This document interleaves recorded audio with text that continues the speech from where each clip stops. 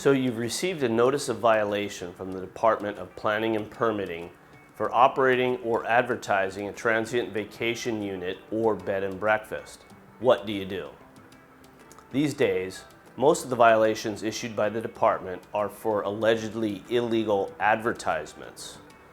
That is because in 2019, the city amended the zoning code to make it a violation to advertise a short-term rental, which at that time meant a rental for less than 30 days.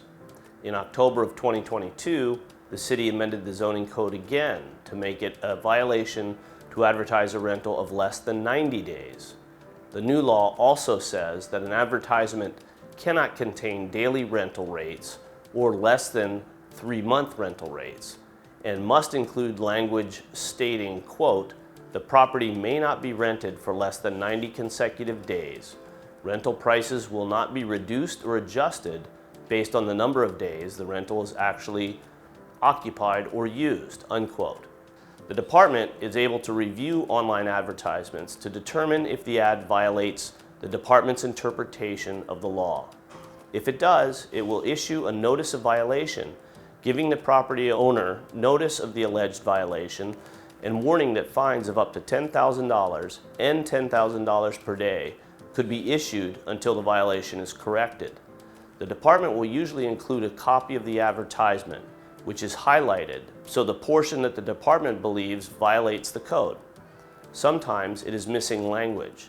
Sometimes it's because the calendar feature can be manipulated to seek a booking for less than the minimum time allowed by the law. Because there is very little time to correct the violation before massive daily fines begin to mount, I usually advise people to correct the advertisement right away and to contact the inspector to get confirmation that the advertisement is no longer in violation. You should try to get confirmation in written form, either in a letter or an email from the inspector, or at a minimum, your own letter or email confirming your conversation with the inspector. A notice of violation is like a warning, giving the property owner 7 days to remove or correct the advertisement.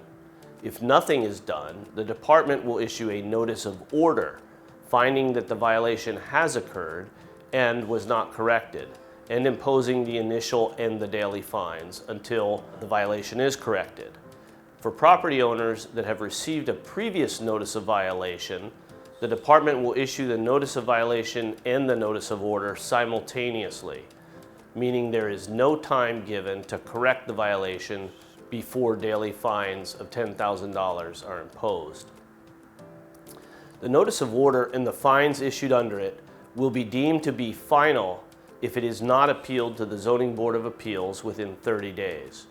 The Zoning Board of Appeals affords you with a contested case hearing, which is an opportunity for you and the department to offer evidence and witnesses to allow the board to determine if the advertisement was or was not unlawful. The contested case hearing is an informal trial. You will have the right to be represented by a lawyer.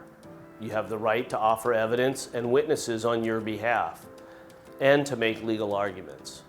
The department will be represented by a deputy corporation counsel and will offer its own evidence and witnesses.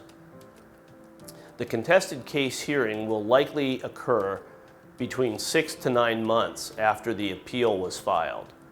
Either party that's unsatisfied with the Zoning Board of Appeals decision can have that decision reviewed by a state court judge by filing an appeal within 30 days of the decision. The judge does not conduct a new trial and does not consider any evidence that was not considered by the board. She or he simply reads the legal briefs filed by the parties and considers the evidence that was before the board and decides whether the board's decision should be affirmed or reversed. The judge's decision will usually be made within 6 to 9 months. Further appeals from that decision can be taken to Hawaii's appellate courts after that.